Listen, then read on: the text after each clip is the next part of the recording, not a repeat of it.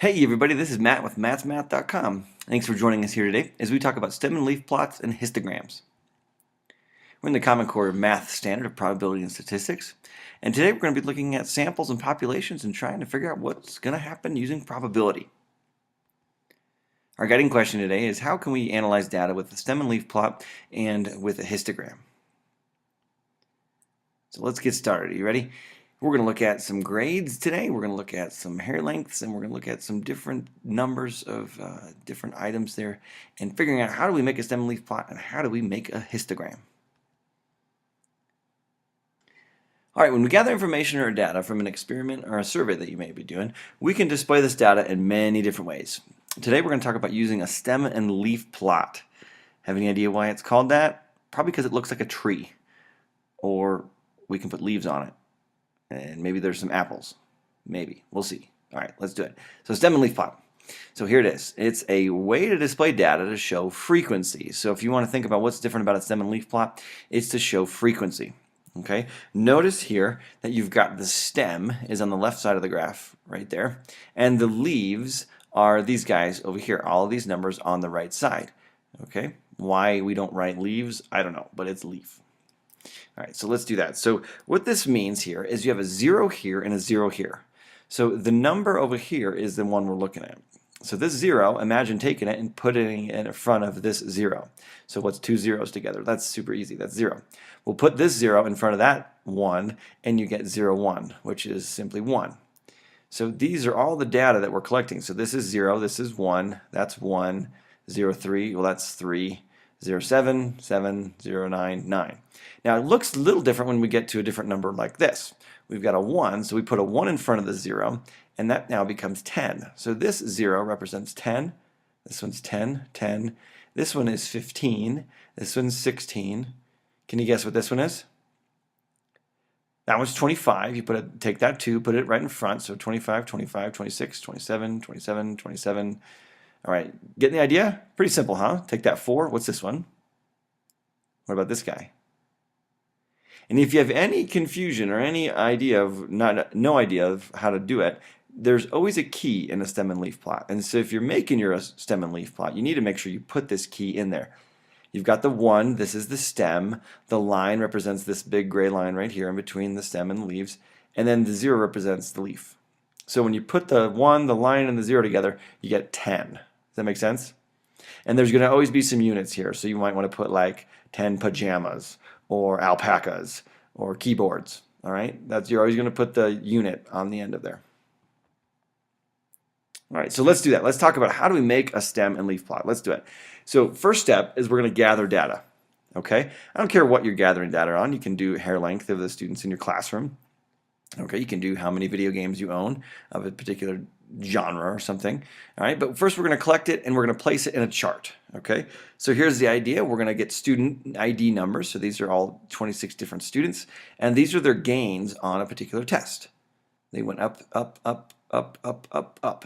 Okay, so we've figured out how many they went up, how many points they gained from the first time they took the test, from the second time they took the test. Okay, that's what that's representing. And I just did this in a spreadsheet, put it all in, make it easier for us. And then the second thing we're going to do is order the data. Okay, we're going to put it in order from least to greatest. That's the easiest way to make a stem and leaf plot.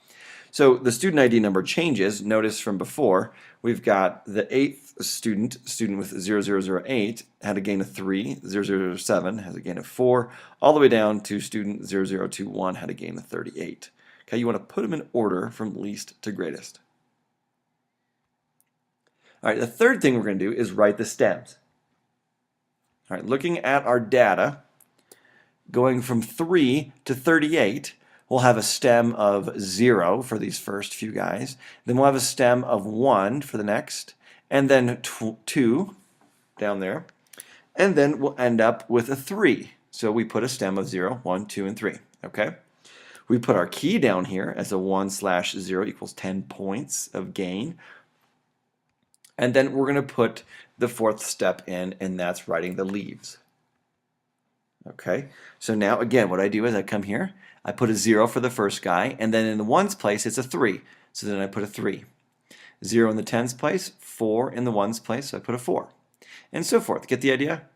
Come down, just do this 29, for example. We put a 2 in the stem, and we put that 9 over there in the end. So this really, if you notice, we talked about it representing frequency. You can tell how many of these specific numbers happen more than once, and where most of the gains have fallen. So most of our gains are in the 20s, right? You can also look and see you've got a couple 20s, a couple 11s, a couple 21s, a couple 30s, and so forth. Remember, this number right here does not represent 8. It represents 1 and 8, which is 18. And that's pretty much it. Why don't you try to make your own stem and leaf plot using this data that I've collected about hair lengths of students in my classroom.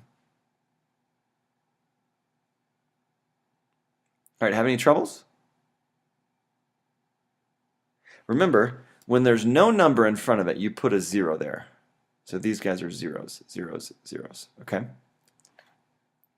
If there's no number in that particular tens group, just write it, and then you wouldn't write anything as a leaf.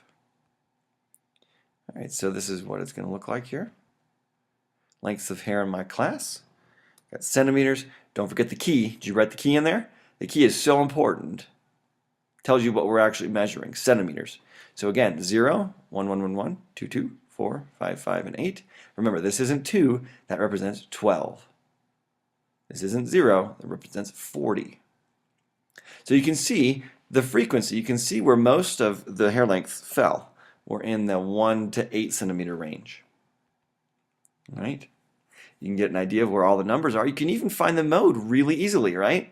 Remember what the mode means? The most often, the one that occurs the most often. So you've got 1, 1, 1. That's the only one that occurs 3 times. Yes, the 0 occurs 3 times here, but this is 20, 30, and 40. So that 0 is not the mode. The 1 is the mode. You have the most with boys with short hair, it looks like. All right, how would you find the mean? Any idea? All right, well, finding the mean, that would be pretty tedious, wouldn't it? You'd have to take all of these numbers, 1 plus 1 plus 1 plus 2 plus 2 plus 4 plus 5 plus 5 plus 8 plus 12 plus 13 plus 20 plus 23, 28, and so forth, and then you would divide by the total number of leaves. Now, the stems don't matter in terms of how many there actually are. The leaves are what's the number, the frequency in our data here, okay? So don't count the stems if you're trying to figure out how many actually were counted. All right, now histograms. Histograms are super easy. They're a lot like bar graphs, and they do the same thing pretty much as stem and leaf plots. It represents frequency, okay? Histogram. All right, this is a histogram. It's a bar graph with intervals for each of the bars instead of like one number. Here, we've got a histogram. The data range just goes from 0 to up to 95, it looks like. And our frequency, this is how many times it occurs. Now this right here is an interval. It goes from 0 to 5. This is an interval from 0 to 5. This is an interval from 6 to 10. This interval is from 11 to 15, and so forth. Does that make sense? So each of these guys represents an interval, not just one number. Whereas in a bar graph, it would be like, hey, what's your favorite color? Purple is not an interval. Red, again, not an interval. Green, not an interval. Chartreuse, maybe an interval, because I don't even know what the word means. But you see what I mean? All right? So that's what you're going to be doing. The intervals are there for 5 units. Again, you're still labeling it. You got all the labels there. And this is what they are. Each interval here represents 5. Each bar tells us how many are in that range. Okay? So making a histogram, this is what we're going to do. We're going to talk about shoes people own. How many shoes do you own? Let's look at it. There's our data. All right, so now let's make a histogram with it. First thing, we're going to draw and label each of the axes. So we got frequency here. Frequency is always the y-axis, okay? How many? How many? And then pairs of shoes is going to be the x-axis, okay? Frequency is always the y. X is always what you're counting, okay? The next thing we're going to do is we're going to draw bars for each of the frequencies in the table. So pairs of shoes, 1 to 3, we wrote the interval there. 1 to 3 was up to 11. 4 to 6 was up to 4. And then we fill in the rest of the intervals there, okay? And that's pretty much it. Why don't you do this? Would you make a histogram with this data about how many roller coasters are there by age group. So the age range is from 10 to 29, or 10 to 19, 20 to 29, 30 to 39, and so forth. And this is how many roller coasters they rode that year.